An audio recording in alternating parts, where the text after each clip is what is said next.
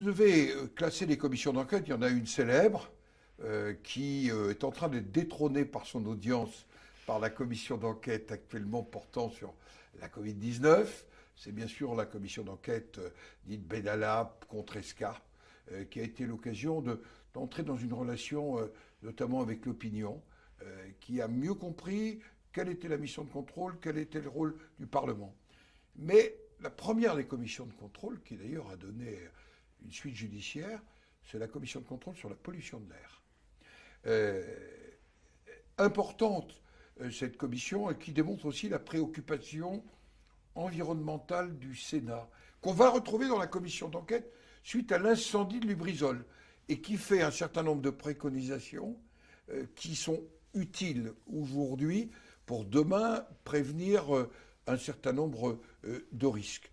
Voilà les exemples de ces commissions d'enquête qui me viennent spontanément. Et puis parce que nous allons avoir un texte sur la laïcité et sur la question posée par l'islamisme radical, qui n'est pas une religion, mais qui est, j'allais dire, un fait politique, je dois dire que la commission d'enquête dont le rapporteur était Jacqueline Eustache-Brinio, avec Nathalie Delattre.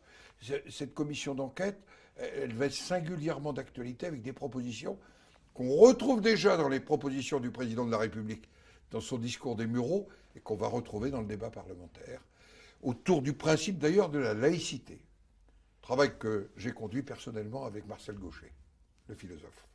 Voilà ce qui me vient spontanément, mais il y a d'autres travaux qui ne sont pas que des commissions d'enquête, qui sont des missions d'information, qui jouent un rôle extrêmement important pour éclairer la législation et en même temps aller à la rencontre des Français, parce que nous sommes passés d'une forme de confidentialité à une forme de publicité. Et cette décision, c'est vraiment la commission d'enquête qui commence il y a 3 ans et dont on voit aujourd'hui qu'on n'imagine plus, sauf décision spécifique, une commission d'enquête qui n'ait pas cette dimension d'ouverture sur l'ensemble de nos concitoyens.